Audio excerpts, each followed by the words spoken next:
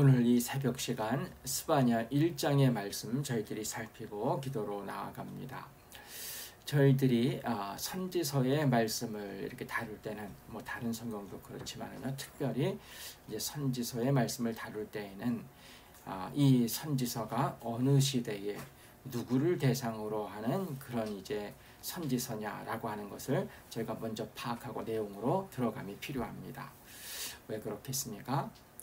어떤 시대에 어떤 사람들이냐에 따라서 하나님께서 주시는 말씀이 달라지기 때문이다 라고 하는 것을 저희가 이제 알고 있기 때문입니다.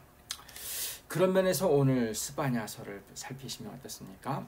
1절에서 유다왕 요시야의 시대에 하나님께서 스바냐에게 주신 말씀이다 이렇게 얘기를 합니다.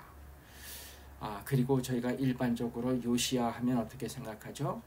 요시야 하면 남왕국 유다의 여러 왕들 가운데 하나님 앞에서 바로 선 부분에 있어서 저희가 손꼽는 왕이죠. 히스기야, 여호사밧, 또 그 다음에 이제 이 요시야 왕. 어떤 분들은 손가락을 뽑는다고 하면 첫 번째, 두 번째 막 이렇게 뽑을 수 있는 그런 어떤 왕이 요시야 왕입니다. 근데 이제 그런 생각을 하면서 요시야서의 내용을 이 스바냐서의 내용을 한번 이렇게 살펴보시면 어떻습니까? 무서운 내용들이 들어갑니다. 하나님이 심판하신다는 이야기가 들어갑니다. 이제 이런 이제 기본적인 요시야에 대한 내용을 알고 그 다음에 이제 이 스바냐서를 보는 분들은 조금 당황하실 수 있습니다. 요시야, 내가 알고 있기로는 하나님 앞에 바른 왕인데 왜 내용이 이렇게 무섭지? 이렇게 생각하실 수 있는데요. 이제 조금 더 생각하실 게 있죠. 무엇이겠습니까? 요시야가 하나님 앞에 바르게 선 왕은 분명한데 요시야의 통치기 전체가 그랬다 이렇게 이제 보기는 어려운 부분이 있는 것입니다. 요시야가 왕위에 오른 나이가 몇 살입니까? 8살 때 왕위에 오릅니다. 그리고 그 이제 시기가 대략 주전 639년 정도라고 얘기를 합니다. 8살이면 아직 어리죠. 그리고 이제 8살이면 그 이전에 있었던 그 어떤 체제가 그대로 가지 않겠습니까? 그럼 요시야 이전에 누가 있었습니까? 아버지는 아몬 왕이고요. 할아버지가 누구였습니까? 할아버지가 므낫세였습니다.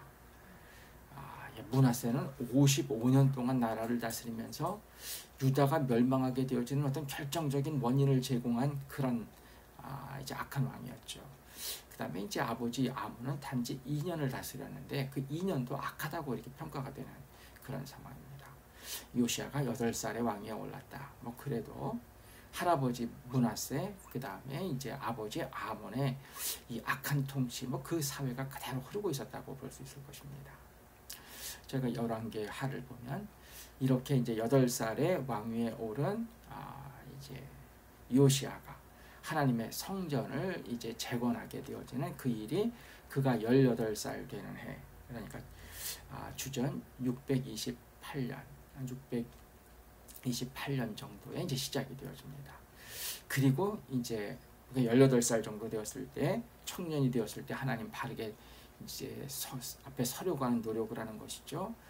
그리고 이제 이런 요시야 할 때 저희가 아주 중요한 일이 있죠. 하나님의 성전 재건하다가 이제 성전을 수리하다가 하나님의 율법책을 발견하고 다시 이제 요시야가 철저하게 서는 일이 있죠. 그것은 이제 주전 622년이다 이렇게 얘기를 합니다. 전체적으로 보면 요시야가 31년 정도를 통치했는데 그 중에 한 절반 정도 15년 16년 정도 되는 시기는 아직까지 하나님의 말씀대로 철저한 개혁을 하기는 이전이다. 그때는 어려서 할아버지 아버지 대가 그대로 갖고 있었다. 그럼 그때는 어떻습니까? 요시야 왕 때이긴 하지만 이건 사실은 므낫세와 아몬 때와 같은 이제 그런 어두운 때라고 할 수 있습니다. 스바냐서는 그때를 이제 대상으로 해서 주신 말씀입니다. 요시야 때이긴 하지만 그러나 지금 아직 요시야가 하나님 앞에 바로 서기 위한 그 종교개혁 이런 것들을 하기 이전이다. 이제 이런 것을 생각하시고 스바냐서를 대하시면 될 것입니다.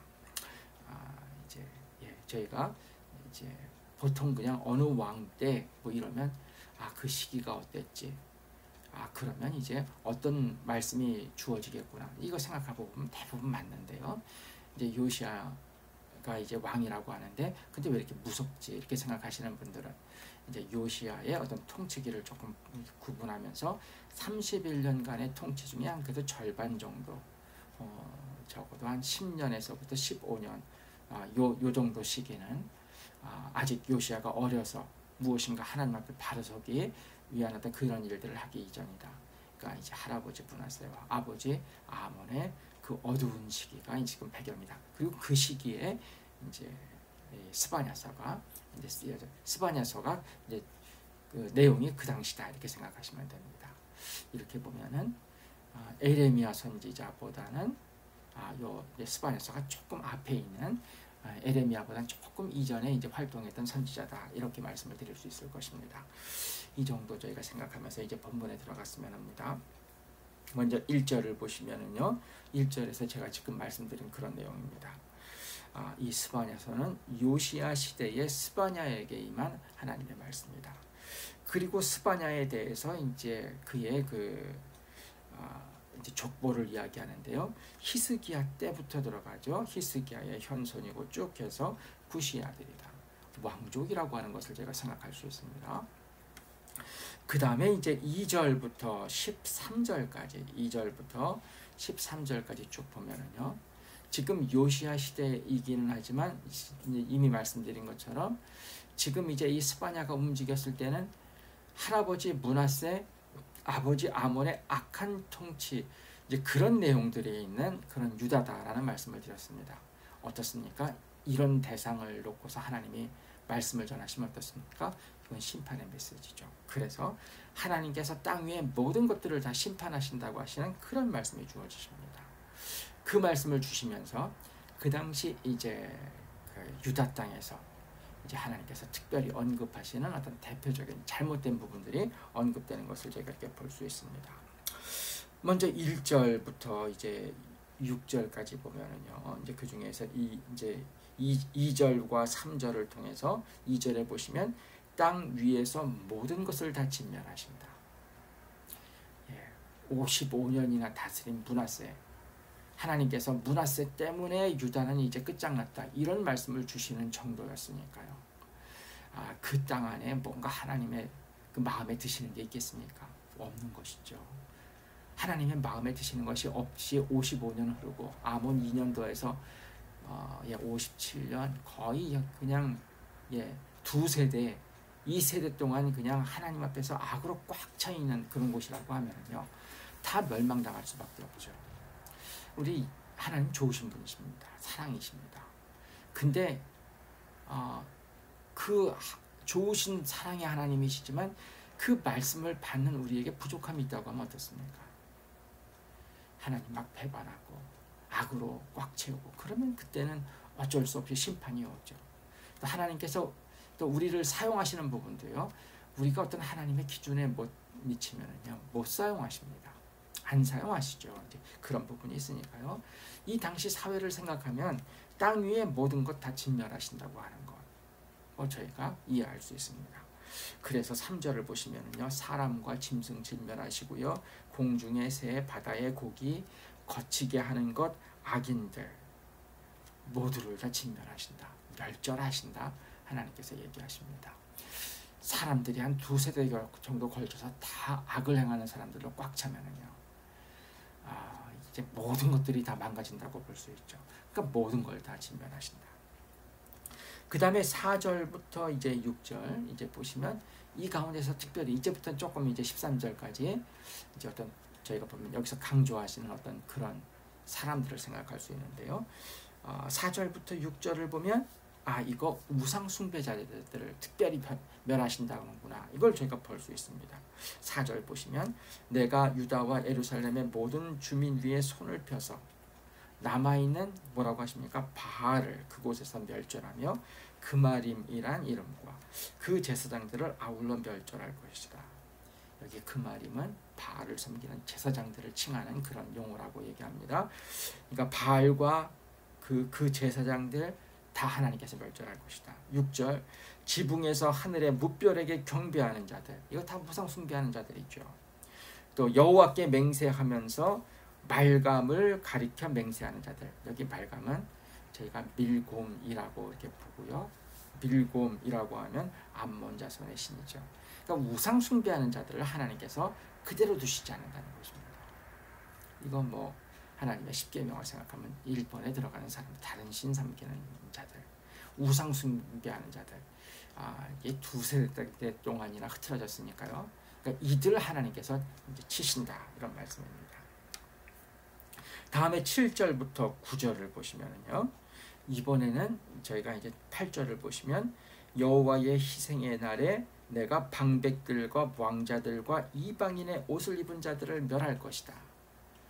그리고 9절에서는 그날의 문턱을 뛰어넘어 포악과 거짓을 자기 주인의 집에 채운 자들을 멸할 것이다. 함께 생각하면 어떻습니까? 방백, 왕자들, 그러면서도 이방인들의 옷을 입은, 이방 풍속을 따르는 자들, 그리고 그 집에서 일하는 자들, 그러면서 포악과 거짓을 행하는 자들, 그 정치인들, 그 세상의 권력을 잡은 자들이다, 이렇게 이제 봅니다. 이들 하나님께서 벌하신다는 것입니다. 이들이 잘못 썼기 때문에 정치가 잘못되어지면요, 그리고 관리들이 잘못되어지면요, 사회 전체가 이거 기우는 것을 제가 알고 있습니다. 하나님이 이들, 그리고 그런 어떤 정치인들, 그 관리들 밑에서 일하는 사람들, 이들 하나님께서 그대로 두시지 않는다고 하는 그런 말씀입니다. 다음에 10절과 11절을 보시면요, 여기는 보시면 10절, 그날의 어문, 물고기 여자죠. 그러니까 어문에서는 부르짖는 소리가 들리고요. 또 제2구역에서는 울음소리, 작은 산에서는 무너지는 소리가 들리는데, 이제 이렇게 얘기하시면서 11절 보시면 막데스 주민아. 이제 이 막데스라고 하는 곳이 예루살렘 서쪽의 시가지와 그 다음에 북쪽과 동쪽의 성전 왕궁 사이에 있는 골짜기인데, 여기에는 특별히 이제 장사꾼들이 살았다, 이렇게 얘기를 합니다. 막데스 주민아 너희는 슬피 울라. 그 다음에 가나안 백성이 다 패망하고 은을 거래하는 자들이 끊어졌습니다. 지금 상인들을 얘기하죠. 막데스 주민아 하면은 이제 이 말씀을 딱 듣는 이제 유다 사람들은 이거는 장사하는 사람들이 있는 곳, 상인들이 있는 곳인데요. 그 뒤에도 은을 거래하는 자들, 이 상인들, 장사하는 사람들, 이들 하나님께서 치실 것임을 얘기하는 것입니다. 장사한다, 거래한다, 이게 이제 돈이 모이는 것인데요. 하나님께서는 이 부분에 있어서 아주 정직할 것을, 바를 것을, 공의를 굉장히 말씀하시죠. 근데 사회가 어긋나면 어떻습니까? 이거 사기치고 속이고 저울추 속이고 이런 것 하나님께서 아주 벌하시는 것인데, 지금 이제 그런 것을 제가 생각할 수 있는 말씀입니다. 다음에 마지막 12절 13절은 어떻습니까? 12절에 보시면 여호와께서는 복을 내리지도 아니하시며 화도 내리지 아니하시리라 하는 자들, 이런 자들은 불신자들이죠. 하나님을 인정하지 않는 것입니다. 또 하나님께서 잘못 서면 이제 하나님께서 화를 내리시고, 바르게 서면 하나님이 복을 내리시는데, 이런 부분 인정하지 않는 자들입니다. 결국은 하나님 섬기지 않는 자들이죠. 이런 사람들 어떻게 되는 것입니까? 하나님께서 두루 쳐져서 벌하실 것이다. 그들의 재물이 노략되고 집이 황폐하게 되고 포도원 가꾼다고 하더라도 이거 되지 않는다. 그러니까 하나님을 무시하고 하나님을 부정하는 그런 사람들, 하나님께서 되게 하시지 않는다는 것입니다. 이제 우리 뭐 새벽 기도에 참여하시는 분들, 말씀을 온라인에서 들으시는 분들은 하나님 섬기는 분들이죠. 그런데 이제 저희가 하나님을 정말 인정하는 부분이 참 중시해야 될 것입니다. 하나님, 뭐 이렇게 교회는 나오면서도 하나님이 뭐 복도 주시고 화도 내리신다고 하는 것을 인정하지 않고, 그냥 하나님을 그냥 종이 하나님처럼 생각하는 이런 이제 여기에 해당하는 사람들이라고 할 수 있습니다. 불신자들도 벌하신다, 이렇게 얘기를 하십니다. 그리고 이제 마지막 부분 14절부터 18절은 어떻습니까? 여호와의 날에 대해서 얘기를 하면서요, 하나님께서 임하시는 하나님의 날이 있을 텐데, 그 날이 어떤 날입니까? 보통 이제 하나님을 섬기는 사람들은 그날이 좋은 날이다, 이렇게 생각하는데, 지금 이제 요시야 전반부 시대에 이제 이 므낫세와 아몬의 그 통치가 이어지는 그 시기의 사람들에게는 그렇지 않다는 것입니다. 뭐라 얘기하십니까? 15절 보시면 분노의 날이고 환난의 날이고 고통의 날이고 황폐와 패망의 날이고 캄캄하고 어두운 날이고 구름과 흑암의 날이다. 그리고 16절부터 18절을 보면은요, 이런 내용을 조금 상세히 하면서 하나님의 심판이 이루어지는 무서운 날일 것임을 이제 말씀하는 내용이 들어갑니다. 저희들이 이 아침 기도 드릴 때 어떤 내용을 생각하면서 기도 드릴 수 있습니까? 그러니까 하나님 좋으신 분이신데요. 그런데 그 하나님 앞에 바르게 서지 못하고 그 다음에 이제 악하게 막 나아가는 그런 사람들, 그런 상황이 있다고 하면요, 여기는 하나님의 심판이 임합니다. 그래서 하나님의 날이 무서운 날이 되어진다. 오늘 성경이 저희들에게 알려주는 것입니다. 기도드릴 때 하나님께서 베푸시는 은혜의 대상이 되어지는 우리들 되게 하시고 그 자리를 잃지 않는 저희들 되게 해주십시오. 잠시 기도드리고 제가 마감 기도하도록 하겠습니다. 함께 기도드리겠습니다.